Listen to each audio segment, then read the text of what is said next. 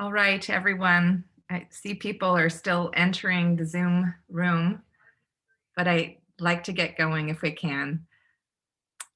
Hello, everyone. Welcome tonight on Monday night to the first in our series, A+D Mondays of the new year, 2021, and the spring semester. My name is Shannon Jackson. I'm Associate Vice Chancellor for the Arts and Design here at UC Berkeley and Hadidi Professor in the Departments of Rhetoric, Theater, Dance, and Performance Studies. And it's a privilege as ever to welcome you to the launch of this spring semester series. If you've been tuning in with us all last semester or used to tune in with us in years previously, you know that this series is usually hosted offline in the beautiful theater of our Berkeley Art Museum and Pacific Film Archive, and we've been offering our program to you every Monday night while we're in the COVID moment. Also, you also would know if you've tuned in before, and I'll tell you for the first time if this is your first time with us, that this series is co-curated by a range of campus organizations at UC Berkeley, from the Berkeley Graduate School of Journalism to Berkeley Center for New Media, the Art Practice Department, the Department of Theater, Dance, and Performance Studies, the Future Histories Lab, the College of Environmental Design, Cal Performances, and many more amazing organizations on our campus.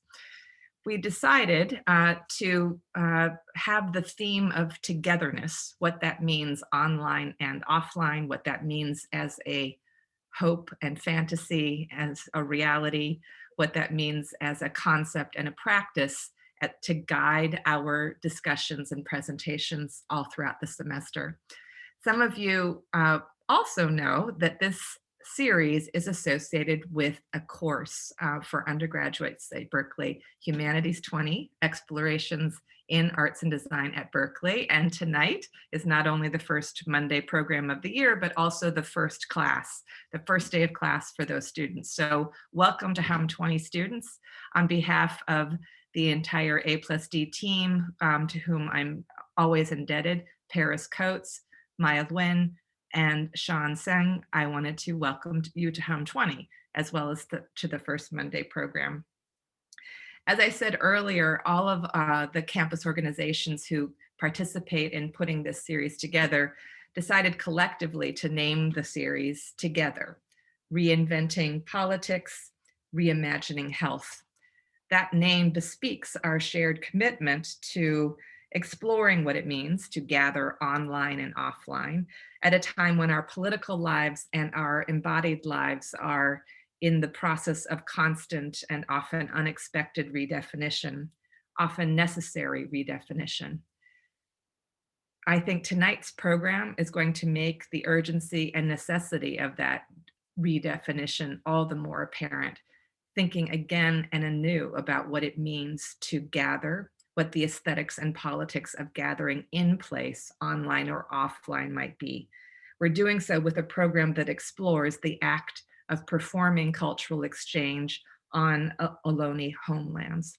And we have an incredible roster of speakers tonight that is going to be guided and led by Caleb Luna, who will also together, each of them, offer their own land acknowledgements tonight. So I do want to welcome and ask you to help me welcome our tonight's guide, Caleb Luna, who's a fat, queer of color critical theorist, artist, performance scholar. As a PhD candidate in performance studies at UC Berkeley, their research focuses on historicizing media and cultural production on race, sexuality, and size within the ongoing colonization of North America. So as I pass the screen to Caleb, I hope you'll join me in thanking them for launching this dialogue tonight and our series tonight and introducing a stellar crew of panelists. Caleb, over to you. Thank you so much, Shannon. Like Shannon said, my name is Caleb. I'm calling from Huichin, which is the traditional lands of the Ohlone people, and I'm here to introduce the panelists for this evening. After I read their introductions, they'll each offer their own land acknowledgement.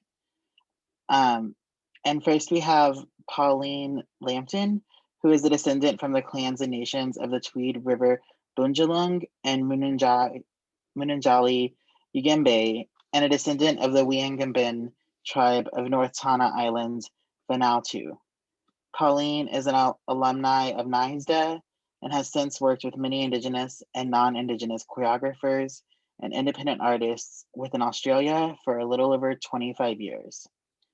Through her work, Pauline has established a methodology, process, and approach that is both culturally safe and engages the performing arts as a powerful platform which can bring healing to the voiceless and can both inform and be used as an action toward reconciliation. Her arts practice is driven by both past and current First Nations affairs. Pauline presents work by way of verbatim dance theory, sharing elders' experience of being stolen from their families, being kidnapped from their islands, being a part of the Native police, and enforcing massacres of Australia's Indigenous peoples. Where she can, Pauline connects elders and community leaders with our youth. Next, we have Karina Gold.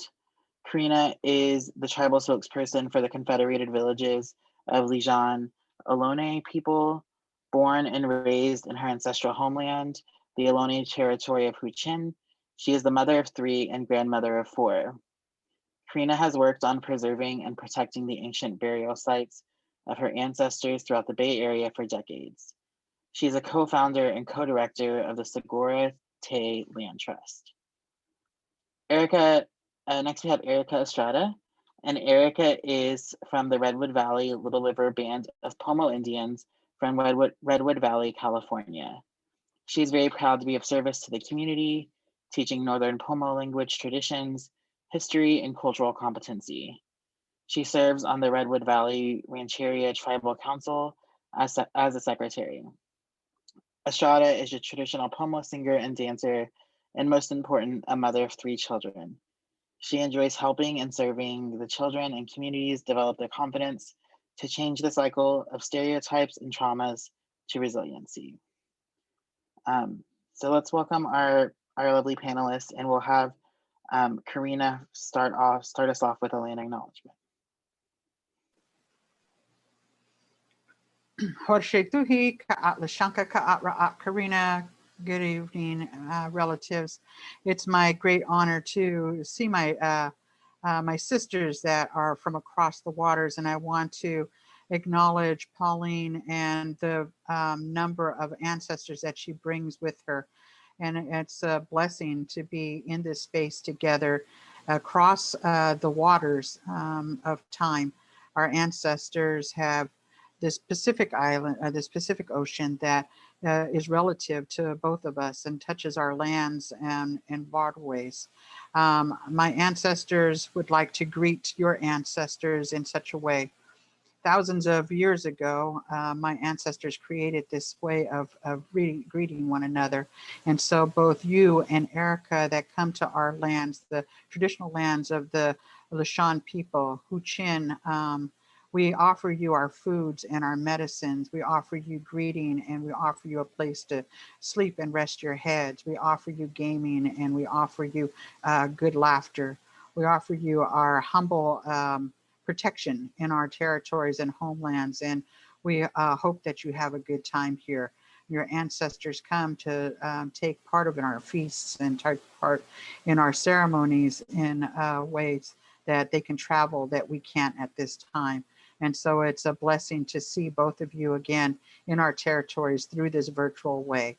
Behind me is the territory of Tuibun, a place where our ancestors were laid to rest, a place where our ancestors fished, a place where our ancestors created homes. And I like to have this place behind me as we speak today about coming together, as we came together about a little over a year ago on our homelands. I want to also extend a greetings to those folks that are here with us virtually in the territories of my ancestors, where we have been and have never been separated from. Our traditional territories include the 5 Bay Area counties of Alameda, Contra Costa, San Joaquin, Napa, and Solano. And so in this way, we honor your ancestors that have come from many different places in this world to our territories tonight to be a part of this particular conversation. And thank you so much, Pauline, for bringing your ancestors with you into this conversation. And it's so good to see you again.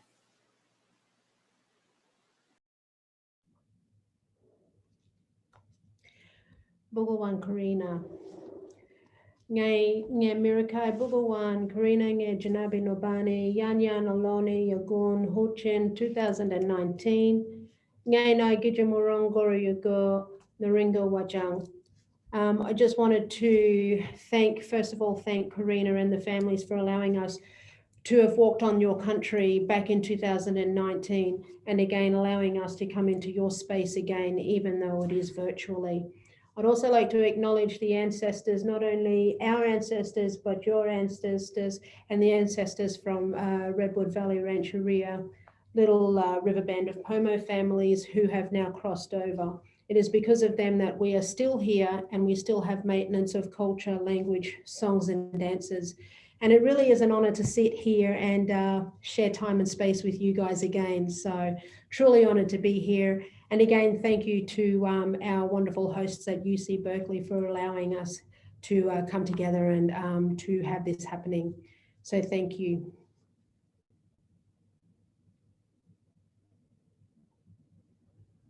I hand it over to Erica. Erica Ana, Katilke Ana, Sintamana, Giri Ana.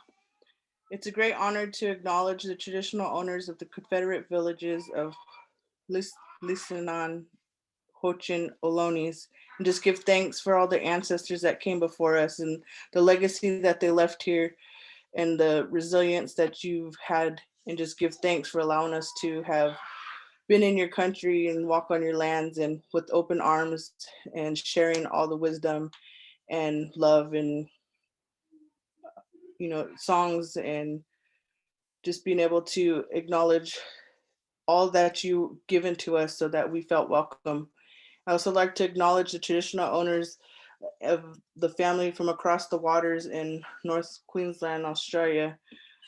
And just give thanks for all the ancestors that came before them, and just give thanks for the people that we were able to connect with in our family. And I just like to welcome you also to our country here in Redwood Valley, and just offer open arms, our protection, and also food, water, shelter, song, dance, good time, laughter, and just be able to allow us to have open hearts and open minds today. And I just wanted to acknowledge. Today is the anniversary that I lost my brother, so I wanted him to be here with us tonight. Oh.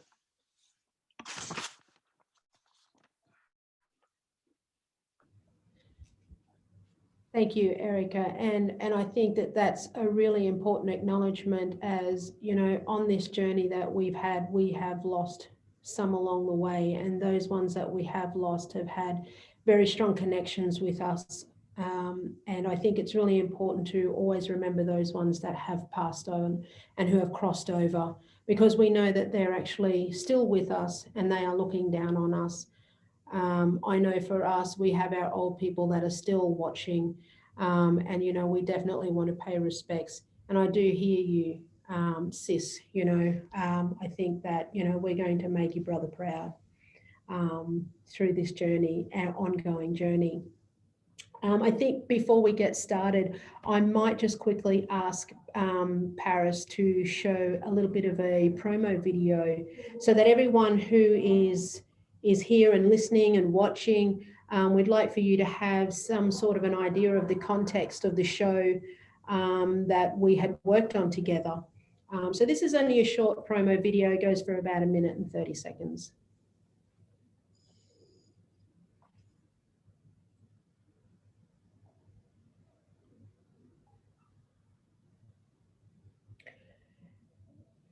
So what we did here was one of the very important things that we do within our work is that we try to maintain strong protocols.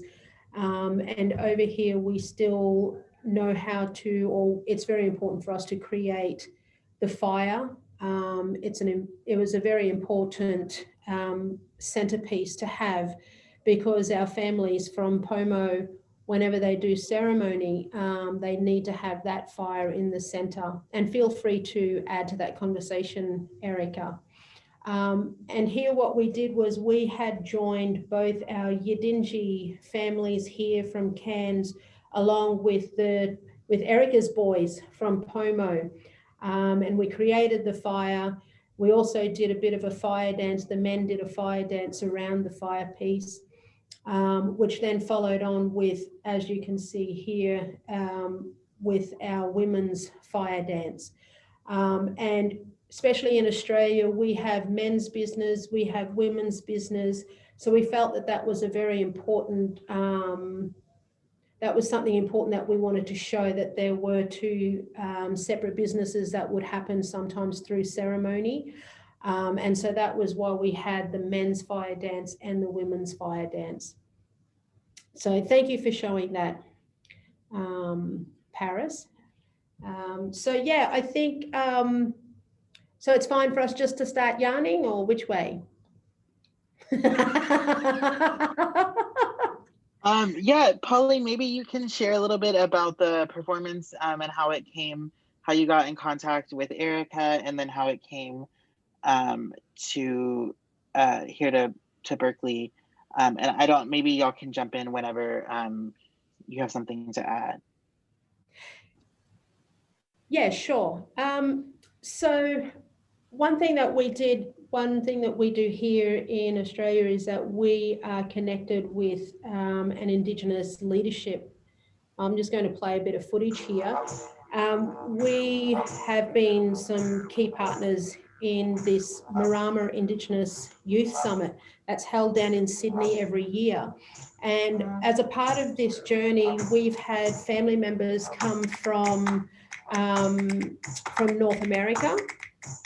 I don't know if that sound is annoying, but we have Maria Treviso, who was coming over along with Don Lyons, and they've been able to share with us and work with us in the delivery of Gona. That may be something that you mob over there are familiar with. It's the gathering of Native Americans. And we found that we have the same shared history. And so over the years, we've been working with them and understanding that there is a healing process that can be delivered through this sort of training. And as we use the performing arts as a way to help with that healing process, it was similar methodology. And that was when Maria had invited us back to share and to meet with Erica and her family's over there in Pomo. And then that was when we decided to come over and catch up with Erica and the families. We also went up to Fort Bragg as well, and we spent 4 days there. And then out of that meeting, we continued to build a bit of a relationship, and we started that process of creating a show. I'll just pause that video there now, if that's okay. And maybe Erica, you can probably explain what it was like to have us mob coming to you guys, and how that was for you. It was amazing. I just like to give thanks to Maria, who always kept me in mind. She always held a special place in my heart, and she said, hey girl, I got someone really special for you to meet. And I was like, oh yeah, who's we gonna meet? And she's like, do you think you could host some, wonderful people from North Queensland? And I was like, what do you mean? And so we went to Fort Bragg, the Potter Valley Tribe's property over there, and we began a cultural exchange, and we started noticing the similarities that our families and people have shared. So what had happened was she was like, after the 4 days, we were acquaintances, and when they left, we were family. And then when we were talking, she's like, you're gonna come to Australia. And I was like, oh, sure we are. And then we ended up in Australia to make show. So when she said show, I was like, well, we're traditional dancers. We're just a little family. I'm just a singer. And she's like, you're not just a singer. I had to get permission from our families so that we can then be able to use their traditional dance in their modern contemporary dances, which they also kept sacred and traditional. And when I explained to them what we were going to do to our families, they were super hype, and we had 20 people then be able to go back and then to create the show together. And then it was amazing that Pauline's vision, when she was talking about it, I had no idea what it meant, but what she had said was, maybe we should name this, the biggest thing was connecting us by fire. And so when she said, what's your word for dancing? And I said, Kaymanen. And then she said, okay, because Bayal is smoke. So dancing smoke. And then it became something absolutely amazing. And then we were able to then create show. Yeah, and then I think what was really important, one thing that we found was that the balance of trying to balance the two different cultural protocols. We had to respect how Pomo would be. We didn't actually realize that we're not supposed to touch people's regalia. That was something that was completely new to us. And I remembered being backstage one night. This is just a bit of a funny yarn. And one of the boys, I think it was Yosha, who was standing at the back. And backstage in the theatre, as everyone could potentially know, is that, it's quite small, it's quite tight. Now, little man was standing there in the middle. Everyone's trying to come past and go. And I'm like, bro, seriously, you've got to move. We're not allowed to touch your regalia. So, it was a new lesson for us because, in our way, it's just like, we just kind of brush past each other. So it was a big lesson for us as well, but it was really trying to find that balance of the two protocols and how do we make sure that we respect each other's ways without crossing each other's ways as well. I'd love to bring in Karina and the fact that, we were so blessed and honored that we were allowed to come to Karina's homelands, because for us, in our way, our songman, who is Uncle David, and by the way, he sends his love. They're kind of going through some business at the moment. We've got some lost family members at sea at the moment, and they've been missing for a few days. So unfortunately, I really wanted him to come in and just kind of show his face and say hello, but family members in Yarrabah community are actually just kind of focused on trying to find those 4 brothers out there. But one thing that we do in our culture is that we understand each other's boundaries, tribal boundaries. And when we come up to the end of our boundary, we need to wait. So we will actually just stand at the boundary, and then someone from that boundary will come in and meet us at the boundary, and then they will actually welcome us onto their land. And so that's very strong for us. Today we have a contemporary style. It's called, being welcome to country and stuff like that. But this is an old way that used to be done back in the day. And so with Uncle David, one thing that he wanted to make sure is that he was going to be welcomed by Karina and the families as soon as we landed in San Francisco. And so for us, it was really important that we would be welcomed. So Karina, I think it might be nice for you to have a chat and yarn about how that process was in and out. That was nice. Okay, well, let's go back a little bit farther, right? Because y'all showed up at my office one day, and Eric is like, "Can I come to you and talk to you? There's folks I want you to meet," and so we opened it up, right? And you all came over and started explaining this idea of telling the story of Erica's family going back to your country and then wanting to come here. and what that would look like and how that was possible. And I think we spent a good hour or so together, laughing and crying, and just had met each other, exchanging gifts and doing that kind of protocol in that kind of a way, and leaving each other knowing that we were going to hold this together when it came to our land. And so we made a connection in a very fast way, that like that. And I just think that our ancestors all had a play in that. That our lives are supposed to interconnect. And so I think we all went with it, and I think we're all blessed because of it. And our children and our families are blessed because of that.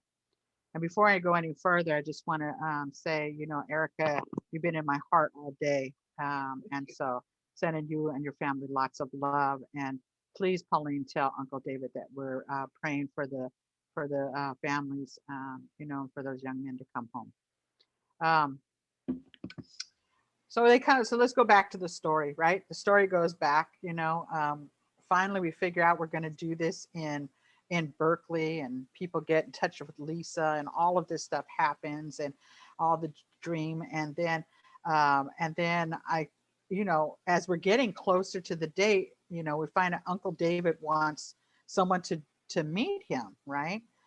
Meet the family and introduce. And just like Pauline talked about, our traditions too was to stand and wait, to put up a smoke fire so people knew to come and greet you. And you would wait there until you got brought back in to find out whatever it was, and things were done a lot differently a long time ago. People would be brought in, and they wouldn't even be asked about their business.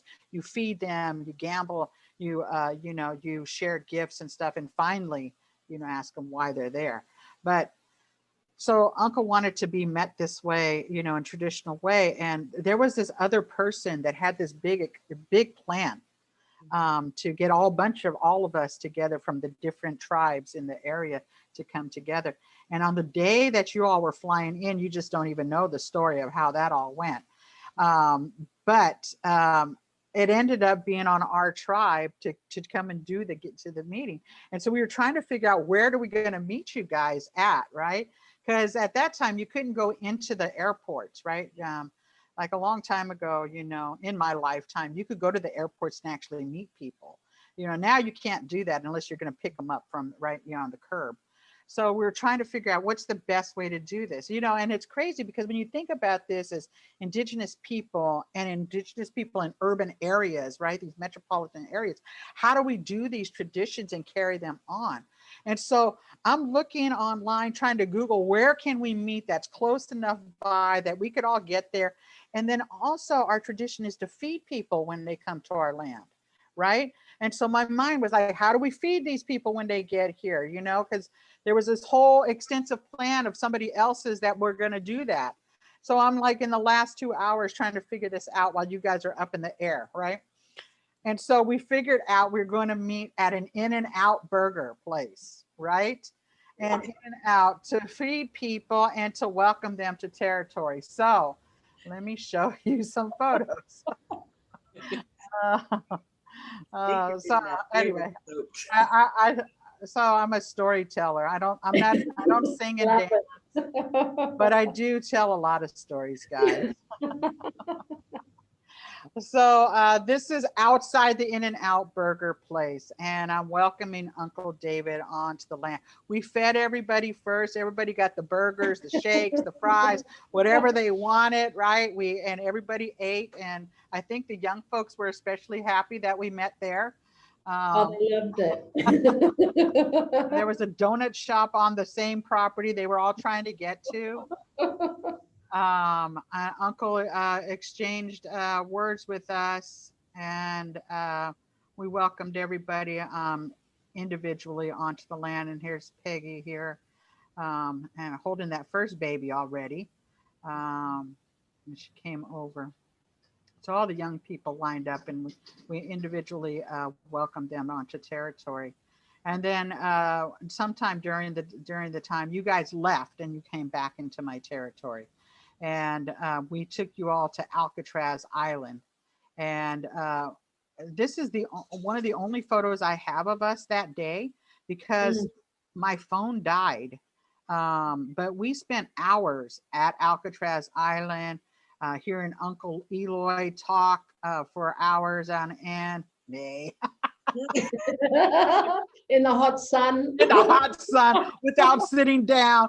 But anyway. Don't disrespect your elders. Yes, yes. And we were, anyway, so the young people had a good time afterwards, and they got to go do that. And we went and ate again together. And We then, did a lot of eating, didn't we? huh? We had a lot of eating. Yeah, we had a lot of good times eating. And so, you know, up until then, and then you guys were back in my territory after you guys had gone up there, and you ended up at our arbor. And this arbor, you guys actually were the first people to dance in this arbor. This is the first arbor that has been in our territory, put up in our territory in 250 years since contact. We had put this arbor up in May and was waiting a year to invite everybody to come down and help us to dance it in traditional. And then COVID hit. So you guys were the only ones that actually danced in this arbor. Yeah.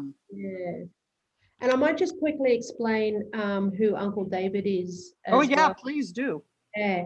Uncle David is what we would call here a songman. I'm sure you may have the similar term.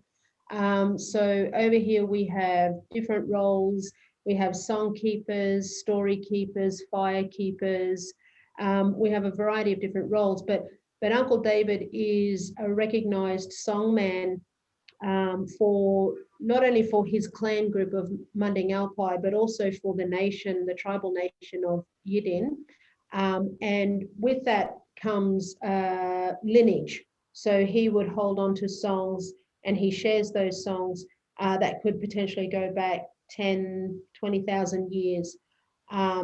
He would hold one part of the song. There is one particular song that he has a song line, and then other mobs throughout the Cape, which is north of us, up in through to the Torres Strait Islands as well. They would have their own parts of that particular song. And when the song keepers come together, then you have the whole song and the story of that particular song line. But that's who Uncle David is. He's a recognized songman here. So I think it was a real blessing for him as well that he was able to come in and share songs and dances in the arbor. And I think it was really blessed to hear that, you know, being the first ones in there. So I just wanted to explain who Uncle David was. Oh no, Yeah. I appreciate that story. I don't know if I even heard that story when you guys were here. You know, we take care of our elders in that way, and these are the young people that came, and was just, you know, a blessing to have there. This is me cooking food, so I thought I'd throw that in there since we're barbecuing.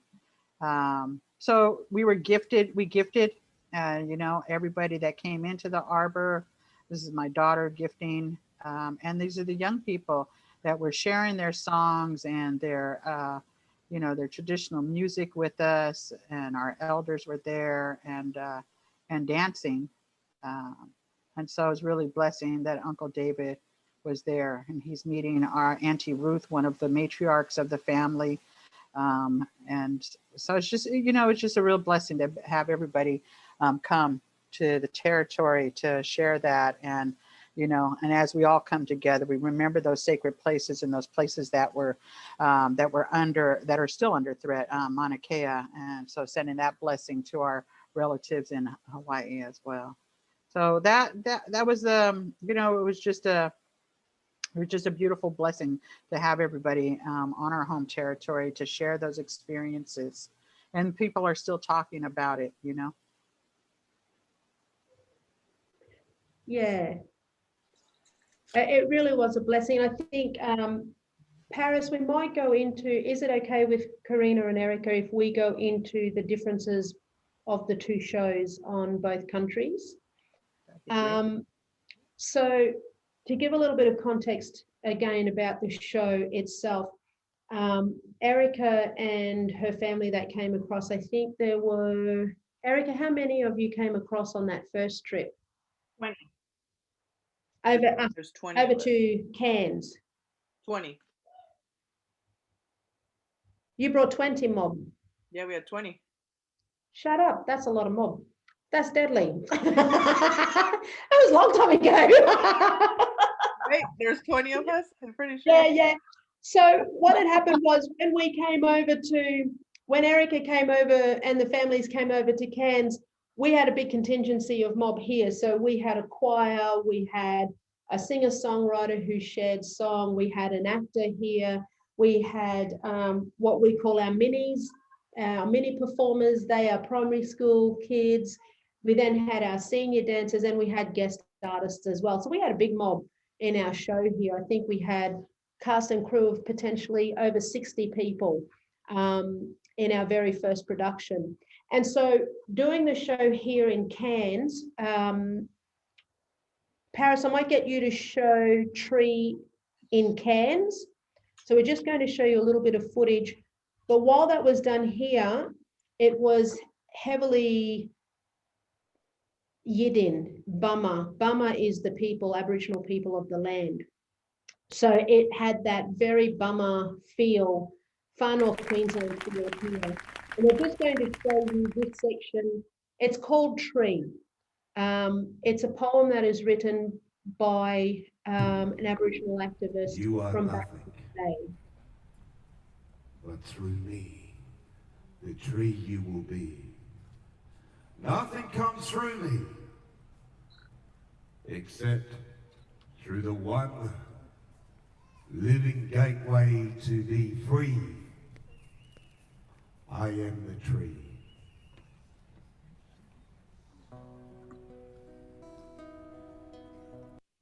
So we'll just pause it there. So that was an Aboriginal actor here in Cairns, Warren. Now, when we went back to Redwood Valley, we then had to recast a lot of all of those roles. And then we had Tio play the tree part when we were in Redwood Valley and when we were over in the States. So Paris, if you can show that footage. And you'll have to excuse my voice over here because I had to tell the sound guy what to do. You will be.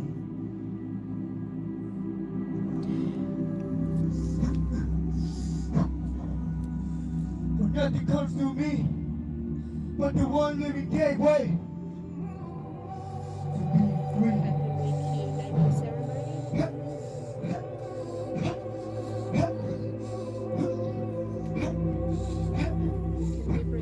So just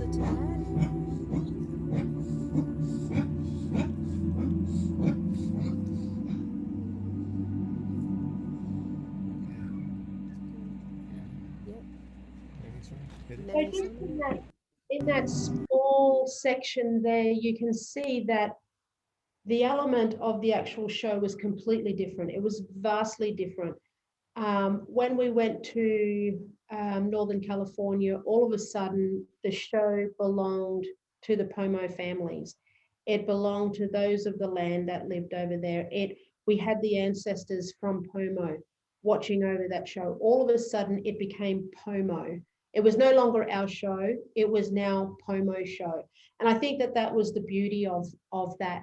And then of course, when we went down and we shared on country with Huichin lands there of Ohlone, we felt the importance there. And Karina, it might be good if you talk about the relationship, if that's okay, between you and UC Berkeley, because we felt as well the need to be able to hold the show there and the importance that it was needing to be there. Would you like to share a little bit about that? Sure, thank you. UC Berkeley is we have an interesting relationship as a tribal people, and a lot of California Native people have interesting relationship because of UC Berkeley's history. of holding on to our ancestral remains and funerary objects and our baskets and other things that that are there. And but I have had a relationship with Lisa and the Dance Performance Arts. I'm sorry, Lisa, I'm messing up your program's name, but for quite a few years, and doing protocol with them and them really trying to bring in our tribe and doing those kinds of things. But UC Berkeley sits on our traditional homelands. It sits on one of our village sites and our ancestral burial sites. And so there's a relationship with our lands there that that needs to be healed, really. Strawberry Creek that runs through there goes all the way down to the West Berkeley Shell Mound, which I have been working to preserve and protect for many years, but have been in a constant battle for the last 5 years. And so I think it was important as a healing part of what needs to happen on those lands to have that dance there, to have my relatives that are to the north of me and my relatives that are from our waters that we share, bring that dancing to that. And it really, I think, helps them to soothe the ancestors that have been sitting there for so long that cannot hear our traditional music or cannot hear our languages all the time. And that, you know, for our people, they're at unrest while they're above ground where they're not supposed to be. That that for me, it was a humbling experience to have those dances there. And it wasn't for the people we see. It was for those that are unseen. And I really felt their presence there when the dance was happening, that they were really participating and being there around that fire and that stuff, and not in a way that would have to wash it off, but in a way that they really felt good.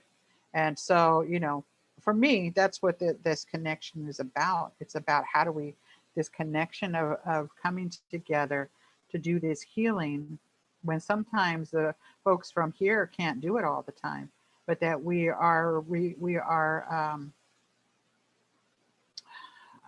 what is the word I want? We rely on our relatives to help us to do that work together. And so for me, that was the important work of our ancestors coming together and us following the work that they asked us to do. That, you know, that healing work, that journeys that you took to come to our lands and everything you had to do in order to prepare for that, to getting permission from your own ancestors to travel like that, you know, for Erica and her family to be so generous and to come and to share that with us when because of the legacy of colonization that's happened in our territory, you know, our songs and our dances are still sleeping, and we're hoping to wake them up in a good way. And, you know, and we rely on our relatives to help us do that, you know, and that's by building these connections here. And so having it at Berkeley was important because it brought that energy back to that land. It brought that fire back to that land. It brought the, you know, the dancing, those feet on the ground, actually raising the vibration of bringing our ancestors and waking up that energy again so that we could move forward in a good way. Thanks, Karina. Maybe now's a good time to share some photos from, we have some photos from the actual performance on the Berkeley campus. I can share. I also want to let the audience know that we will be having a Q&A session at the end of the panel. So if you have any questions, feel free to drop them in the Q&A box. We already have a couple in there and we'll get to them as at the end of the panel. And again, my name's Caleb. I am part of, I'm a graduate student in theater, dance, and performance studies. And I was one of the graduate students that supported the process on campus, me and my colleague Vilhika Del Rio. And it was a wonderful, incredible event. So moving to see all these histories kind of colluding at once. And as Karina said, and this also kind of fraught land with these histories, and this sort of gesture to begin to address and heal those histories. So we have some of the photos here, and hopefully you can see the movement and the dance here.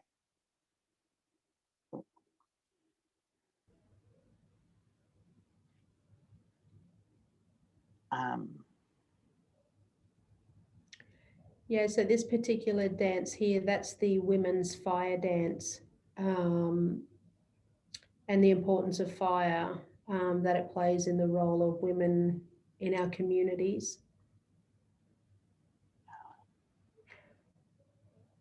You can see the smoke. The smoke is such an important, integral part of the performance really well here. Yeah. And you can see the performance was held, for those of you who are familiar with the Berkeley campus, right outside the Moffett Library, and you can see the tower here in the background as well. That particular photo is fantastic because there's a bit of a contrast there. You know, you've got these ancient cultures coming together on country, you know, we're sharing ceremony, songs, dances, and language.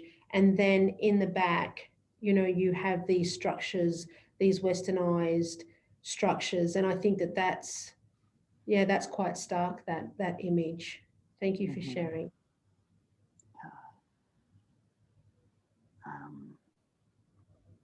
This was, and for me, seeing the very, very young people being participants was incredible. That was like part of probably the most moving part, the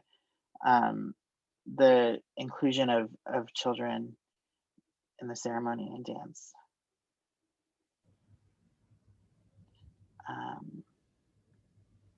Okay, so those are the few photos that we have.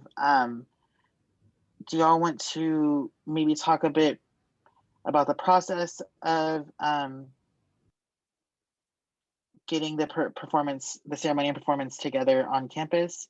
Do y'all feel like we've already touched on that? Is there more you'd like to share?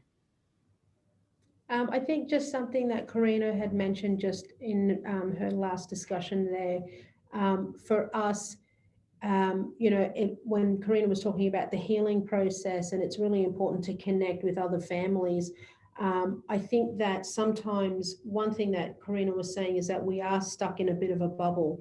And sometimes when it is just us trying to get out of that, and it is a little bit difficult to try and start that healing process because we're just in our own little world. When we do connect, I know that for us and for our young people, one of the thing is, you know, when we're connecting with other families from across the sea and we understand that their shared history is very similar to ours, all of a sudden we don't feel so alone.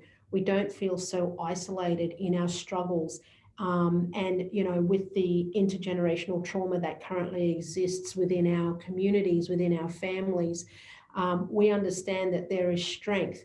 And we had that opportunity to hear from Karina and the families. We had that opportunity to hear and see from Erica and her families, and how they have been able to make pathways to create a better future. We still have our struggles, we still have our issues, but I think that that was a really important thing. And like you said, seeing the young people inside of the performance, using the performing arts as a platform to be able to start that healing process.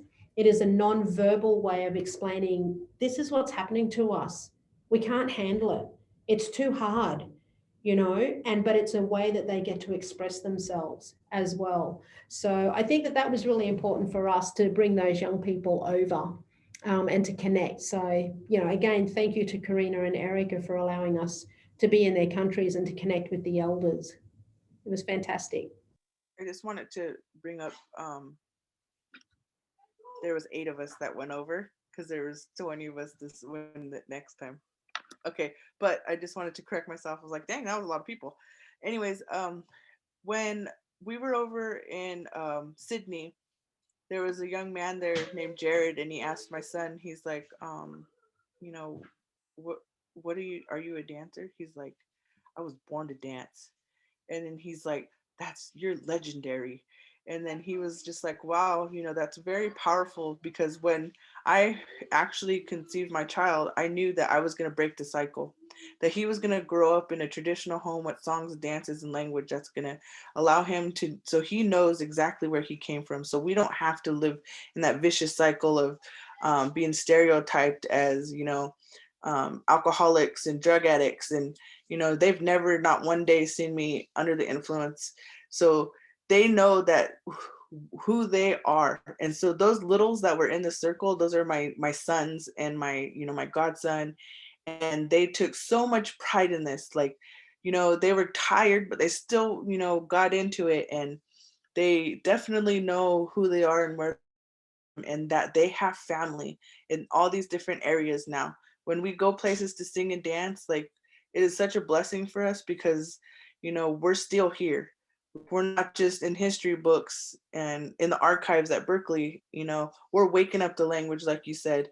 We're definitely taking us to a level of healing and resiliency. And so it was very important, because there's a certain time in your life when you get a certain age and you're like, I'm going to go veer off into a different journey, and we lose dancers. Like, they don't want to dance no more because they want to experience the world. And so it's really important for these littles, so they know that it's better to make positive choices so that they become the leader. I tell my children, I'm like, you are the leader. Like, my son was the leader of that group that night, and it's usually the big boys, but we had no big boys, right? Because usually our whole family was there in Australia, but they weren't, so we had to make do. And we then adopted the young ones from over there, and they took so much pride in dancing with us, and we became family. And so then we got to dance their dances, and being able to dance their dances was a great honor, because, like, I guess traditionally that doesn't really happen. I'm not quite sure, but it was definitely an experience, because when we know that the dances were asleep for so long and illegal, in the not until just a few generation ago, being able to do this in public in the urban setting, at our school here in Redwood Valley, it was definitely significant thing and so powerful. And so now the next generation, we now have new story, right? What we were talking about is now we have new story to tell our children and the children's children, so that one day hopefully we could do it again, and continue these and strengthening these relationships together. And that for me was really important, why we had the littles. Yeah, thank you, Erica. Yeah, it was, as a viewer, as a participant, I felt all of that, the power of watching these young people know their history and be in dance and community and ceremony, not just with their own people, but with people from across oceans. Erica, I wonder if you wouldn't mind saying a little bit about what it was about getting the Pomo dancers down here to Berkeley. If you can just share a bit about that process. Well, at the time, I mean, this is a really sad story, but my dad ended up in the hospital, and I took care of him. And so me being able to sacrifice my time away from my dad, precious time, to be able to go down there and dance, because I was like, man, I got to cancel. Like, we can't do this. And then we're like, but they're here. And my dad said, you know what? You go do what you are supposed to do. That's your calling. I want you to be there. And so we went down there with a heavy heart, and we rose to the occasion. And it was actually like getting a permit for the fire was so stressful, right? We're like, there might not be a fire. We're like, oh no, and then being having to get everyone, carpooled down there and find parking. And you guys actually had an amazing dressing room and a nice spread for us. And so, and then the kids kind of maybe just was tired because it was kind of late, but they did so amazing, and they always just made me so proud. And we got to invite people, and some of our elders, she's 90, I think 6 years old, came down just to see us in Berkeley. And that was a great honor to have our elder there too. And so it was actually a beautiful challenge to rise to.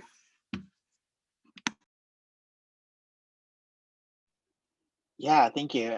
Yeah, because obviously we had to wait for the sun to go down in order for the show to start so that the smoke could be visible.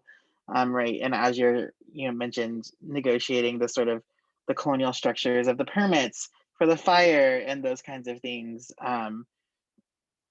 which against this like great intervention, like Pauline mentioned, right, the juxtaposition of Indigenous people inserted into this colonial structure that is the university system. It was I'm actually sorry. because we actually had to hold down like the fire pit in the trunk of the car. And so getting there was awesome. It's the little stuff, but it was an amazing show. Yeah, y'all really pulled it off. Cool. Okay, I think we can start moving towards the Q&A. We have some questions in the queue, but I want to ask first, if y'all wouldn't mind speaking to the cultural exchange part of the performance. The full title, I believe, was Bayal Kaymanen, Performing Cultural Exchange, right? And maybe if you can just share a little bit more about the cultural exchange between Indigenous communities from across lands, which again, I felt so came out of the performance really well and was so powerful. Yeah, I think the very first thing that we needed to do was to, first of all, meet each other and to understand each other's protocols. And it was really important to build that relationship and respect first. So just understanding each other's ways. So like we mentioned earlier, we had a small team that went over to meet with Erica and the families back in 2017, I think. Yeah. And we were there for 4 days and we got to go seaweed gathering and we learned about how to, we don't do that in Australia at all. So it was completely new for us. And then how to like wash it, how to dry it, how to cook it. We knew how to eat it. So, that was that. We didn't have to be taught that, but like those little processes there was just, it was amazing.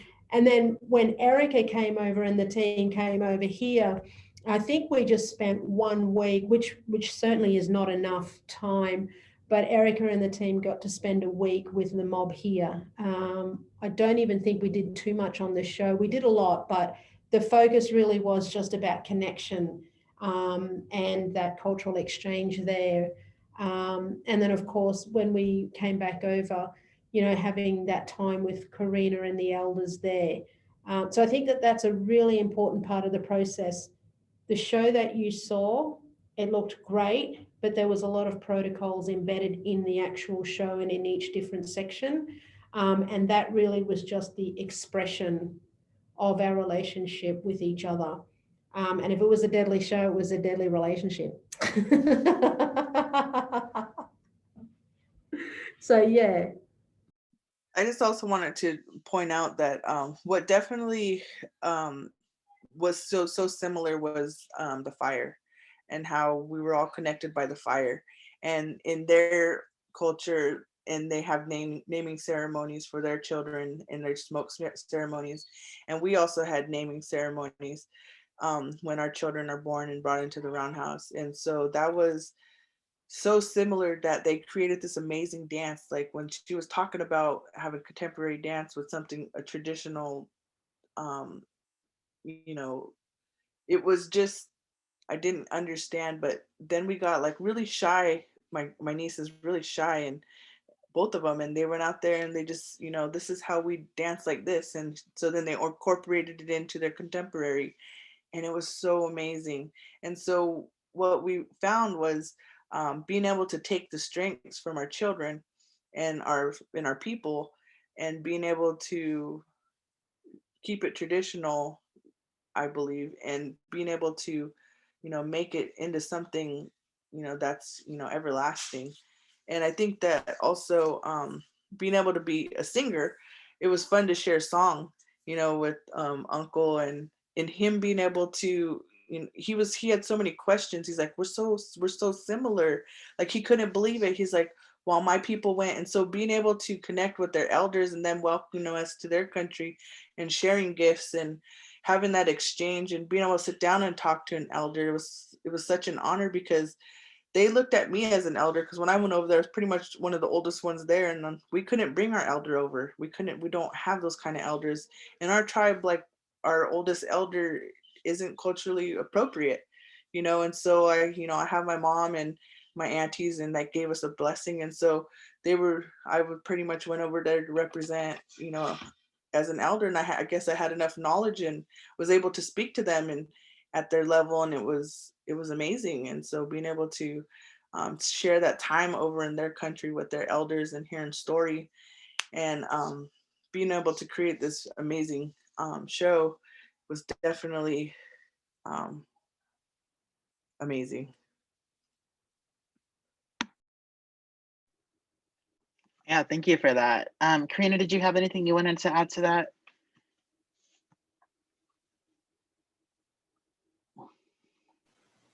I think that was an amazing answer, Erica, about how, I guess, when you take three tribal or entities or three groups of people that have dealt with colonization and are able to pull this together with our people, that, how do I say this without being vulgar? It's really a big, whatever to the colonizers. You did not get rid of us, that we are here, that we have sustained, that that our languages, our songs, our dances, our culture, our communities are important, and that we have survived the genocide that you tried to create on our people. And so it's a miracle that we got to all participate in, and to see and to share with our folks, And so yeah, I guess that's what I'll say, is that we're here and we showed them that we ain't going nowhere, I guess. Yeah, absolutely. Yeah, maybe we can just sit with that for a second, because I think that's a really important point for us all to remember, even outside of these event spaces.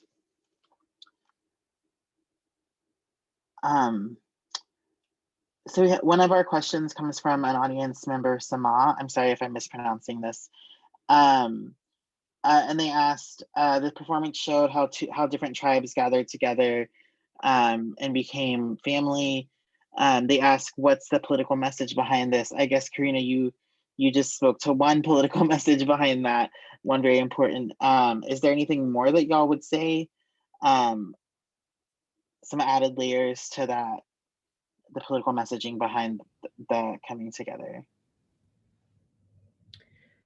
Well, for Miriki, this particular production, we didn't really have any strong political message behind that, other than, what Karina said, we are still here and we're still doing what we've been doing for thousands of years, and that's never going to change. But, in some of our previous work, we've done a lot of, we've done some shows that could be seen as quite political. For those of you who are aware of what's happening in West Papua, we had an opportunity to work with some of those family members from there, and we were able to share their stories as to what was happening. So again, using that performing arts as a voice for the voiceless. And, the media did try to swing that as a political agenda, and we said, no, we've had a connection with Papua for a long time. It was never divided into different lands. It's one land, Papua. And so, but in this particular show, I don't think that there was a political message. I think it was more about healing. It was more about connecting. And it was about becoming one with others who are like-minded. And we're sharing that same history, and we're also looking for a brighter future for all of our countrymen. One old elder had told me before, and he's like, history is his story, right? So now it's time for us to tell our story. So everything you do from now on is becoming your history, so that you can tell your story. And so being able to tell story within the dance traditionally and contemporary, and it becoming so out so beautifully. And so it's even like being able to tell the ancestors it's time for us to be able to, make that change, but staying true to our traditions and who we are and where we came from. And so I know that that was really important for me.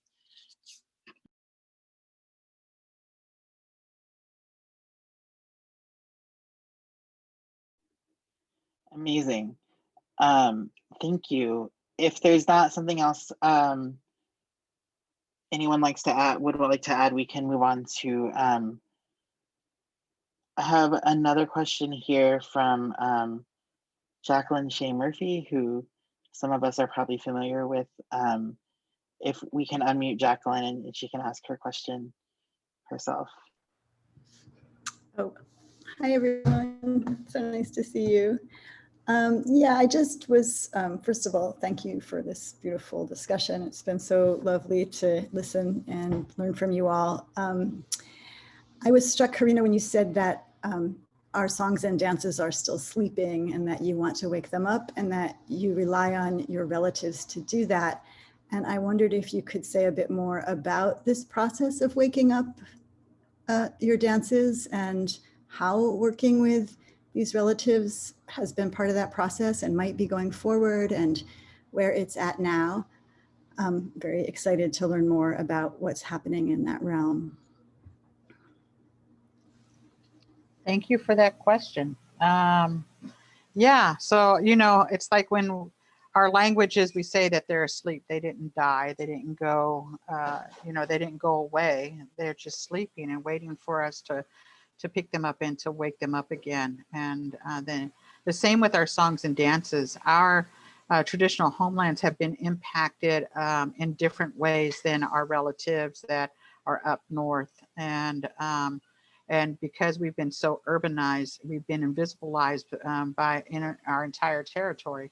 And so, the waves of genocide that happened was consecutive from the Spanish mission period to the Mexican Rancho period to the US government. It was just like consecutive genocide that happened. And so all of these things had to go to sleep for a while in order for them to survive. And so I've been, there's a young Miwok man that came to me about 4 or 5 years ago at a Indian education conference. And he said, I have one of your grandfather's songs. We're waiting to give it back to you, and so there's a way for, that our elders gave our songs away to someplace a little farther away so that they can come home to us, right?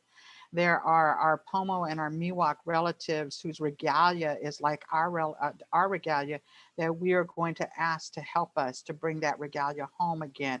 And so that means retraining us to do that regalia again like that, right?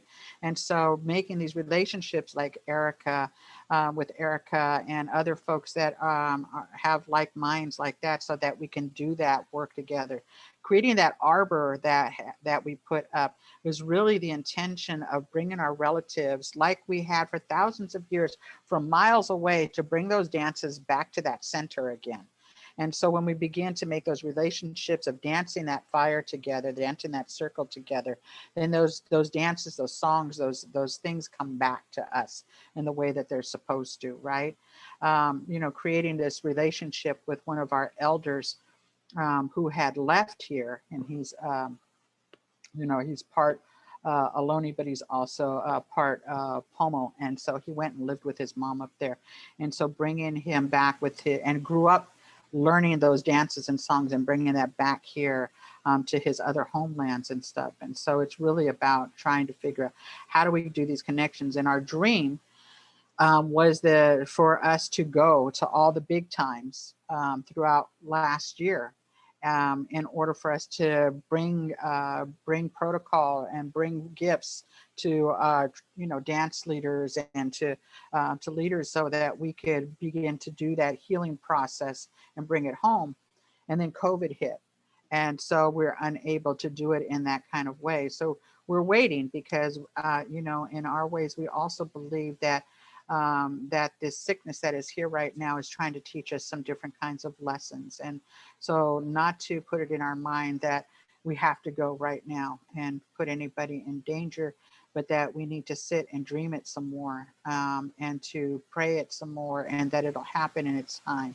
And so those dreams are in my children and in my grandchildren, and they are looking forward to making those connections as well and trying to figure that out.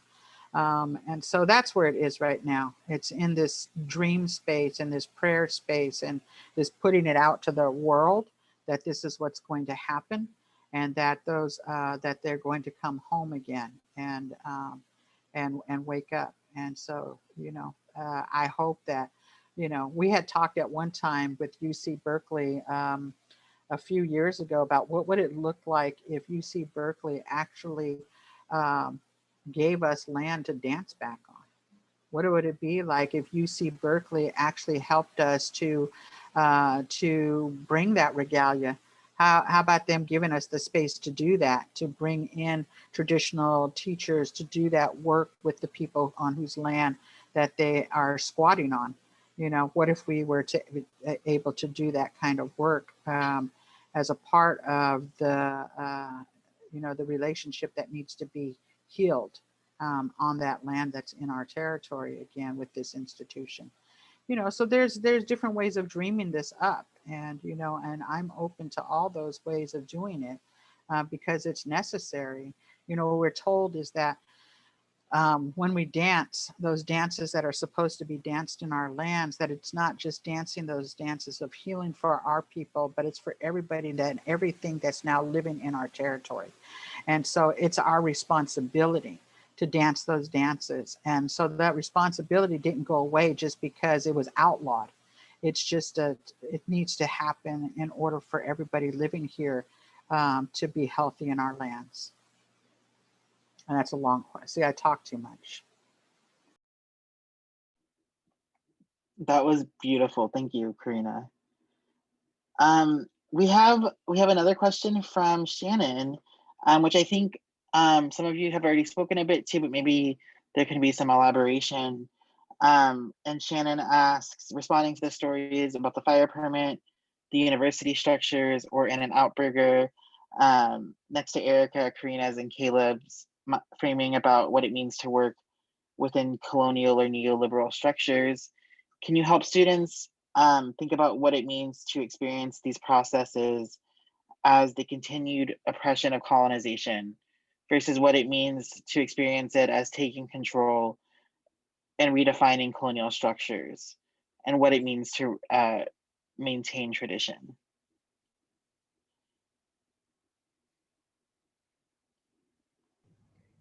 Yeah, that's a big question.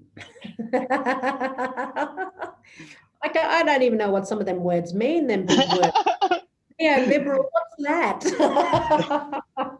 No. Yes. I think that one of the biggest things is that it just comes back to reminding ourselves that as long as we understand our protocols, and I think Karina mentioned earlier, like, how do we fit in between what's there, and, going to In-N-Out Burger to do a welcome to country, like we live in today's society, but we can always maintain our practice. It just means that we've always evolved. Our culture has always evolved, but we've never lost the meaning and the context of what we're supposed to do. It just means that now we just have to do it in a different way. And I think that we slowly find our way through those changes over time. Like doing an acknowledgement of ancestors through Zoom, like even that today, like that would never have been done before. We'd have to sit face to face. We have to sit around the fire. We have to talk to each other. We're talking to the ancestors, or, in that way, on country, on land. But today is a completely different way. It doesn't mean that we lose the way that we do things, we just simply change it. And I think that we're still learning as well. That's the only answer that I can give. I hope that that's okay. But yeah, so that's I think the best way for us is just to always remember how we do things and the purpose and the reason behind that. Yeah. Beautiful, thank you. Erica or Karina, do y'all have anything you'd like to add to that? I'm also a talker, so I'll just make something up. No, I'm just joking. Being able to, I know being grown up, the people are very strict, right? And it's for a reason. Like, they were so strict so that we can maintain tradition. And it's not just, a best way an elder had told me too is, don't practice being Pomo, live being Pomo, right? So we live it every day. We don't just turn it off. Like, you don't just practice for an hour and then you turn it off. And so when we had to go to In-N-Out, she was doing culturally appropriate thing by feeding us and then welcome us to country, and being able to just be bendable and, like, weaving a basket, it's going to come out the way it's supposed to come out. But we maintain culture and tradition. So that's my answer. I really pop into there real quick. I thank you guys for answering that question first, because I was like lost.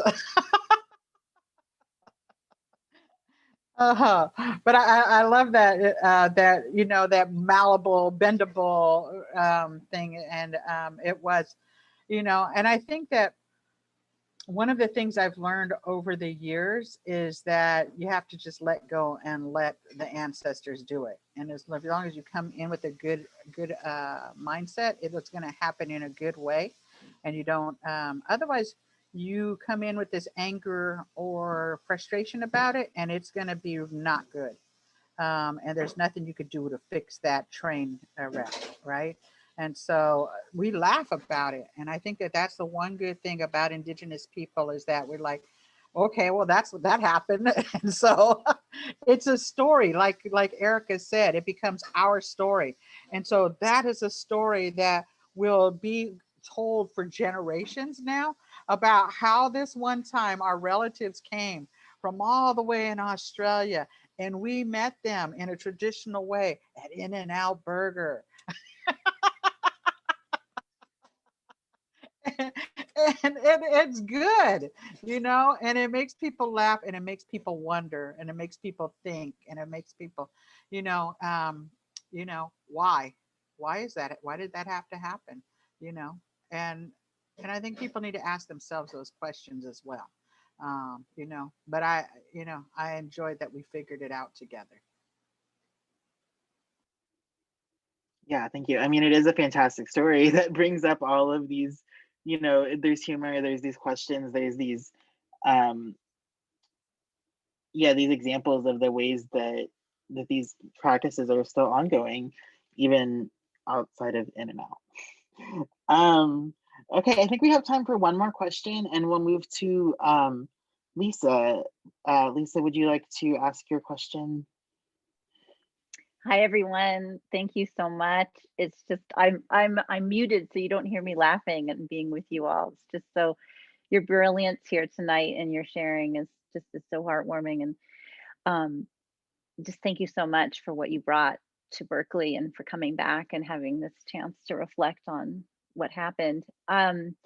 It's picking up kind of on what we're talking about, this question of the traditional and the modern or the contemporary, and those processes. We heard a little bit of talking, Pauline saying how it was a challenge to like not touch the regalia, or the ways in which Erica so brilliantly talked about, how the steps it took to come to a quote unquote performance kind of moment.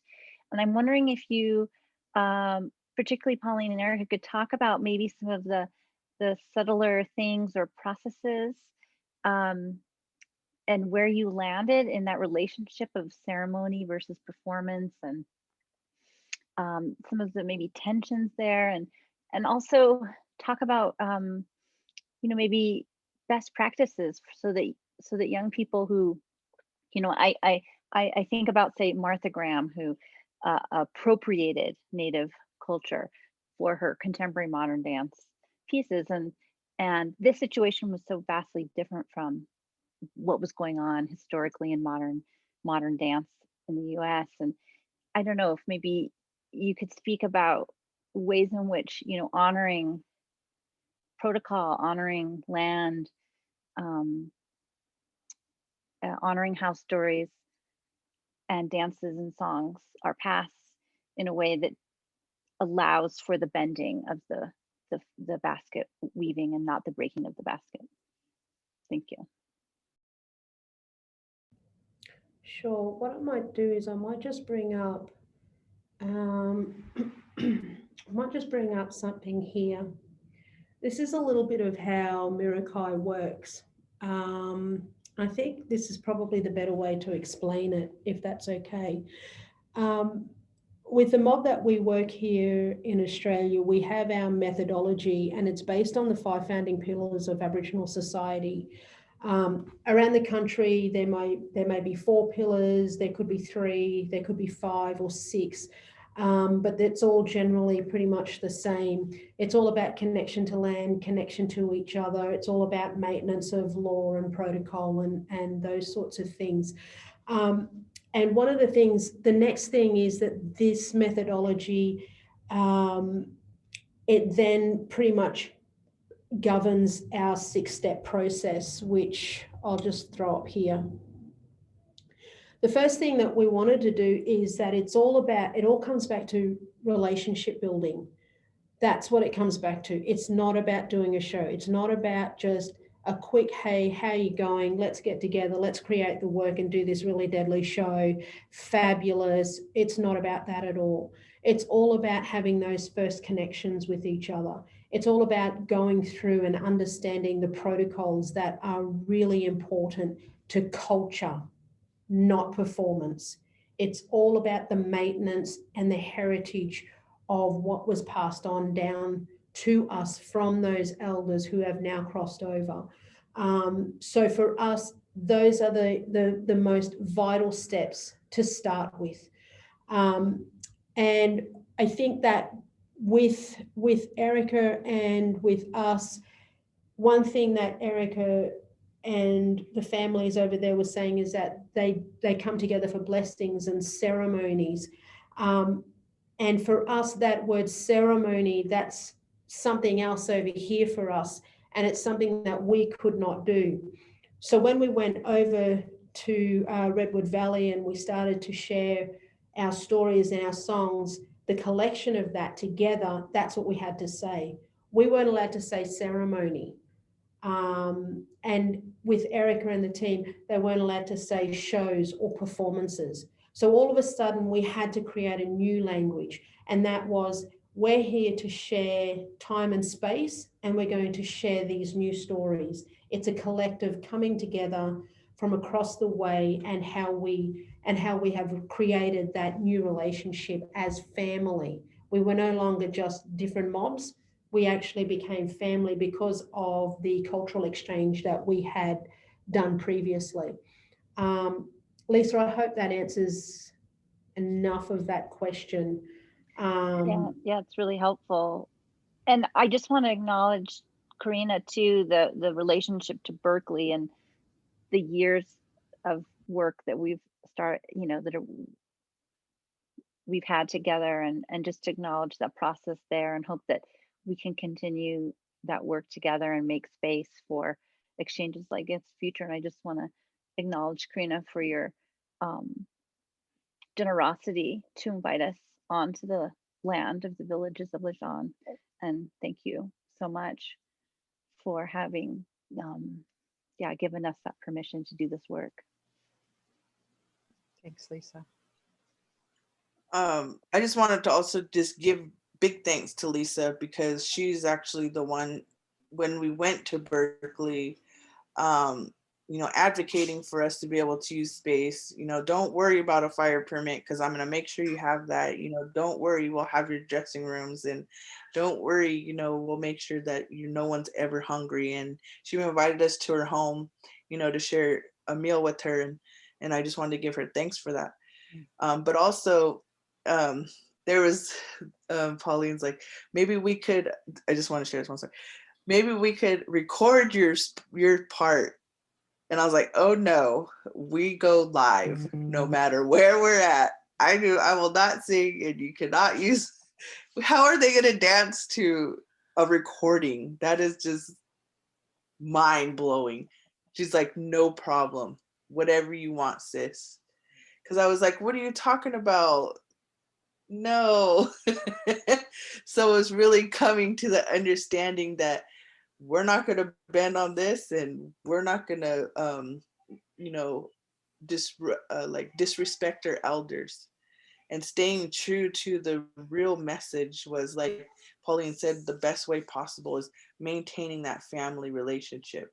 And now we have more family, like Karina, like my arms are always welcome. And, if you ever need me for anything, and everybody we were able to, make connection. I always remember people. When I come in contact with people and we do our work, because that's what we do. We're creator servants, right? Like, we do our work where each and every one of us have a special gift that was given to us before we were born. And so it was our job, and it was in the stars that we were all supposed to meet, like Karina had said. And now we're able to tell the generations to come, like, we give you permission to do this kind of work. Right? Because it was the first time anybody did this. Mm-hmm. So we get to live to tell that story. And we'll tell it just so, right? And it'll always be the same. And that's what makes it so genuine.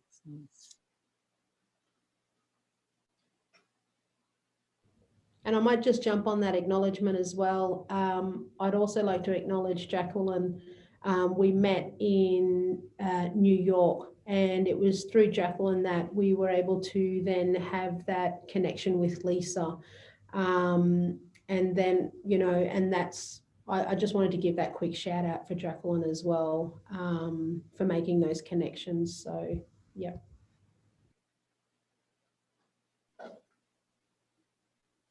Thank you. Yeah, it's important for us with institutional access and other kinds of privilege to be doing this work with Indigenous communities and the lands on which we live and work. So yeah, like y'all are saying, thank you, Jacqueline and Lisa, for modeling that for us. And I think that's time. So I think we'll wrap up now. Thank you everybody so much for hanging in there. Thank you to our panelists for your incredible labor and stories and storytelling twice with us now. Those who did not see, this will be recorded and posted on YouTube with captions if you would like to revisit it. If you need captions for hearing, I believe it'll be posted on the Berkeley Design website or YouTube channel. And yeah, I don't know if y'all want to say parting words for our panelists. I want to shout out to Caleb real quick because he was awesome pulling together stuff. And I think even on the day of the performance, he went and found me a cup of coffee. So I want to shout out to Caleb and all the beautiful people that come together and bring us all together at UC Berkeley and across the world, so that it's possible for us to have these stories to share with everyone. So thank you all so much. Great to see you guys. Send you guys all my love. Thank you. Thank you for sharing time and space, everyone. Absolutely appreciate it. And it was great to see you all again. Yahui, Kedi Wadam, and in our language and in our people, we never say goodbye. We just say walk well, and, until we see each other again. Oh. Thank you, Erica. For all of us, until we see each other again. It was such a pleasure to see you all again this time, and I hope that we continue these relationships in the future. And yeah, with that, we'll say goodbye. Everybody have a great evening. Pauline, have a good day. It's your lunch break, I believe. So yeah, we'll see you all next time. Bye.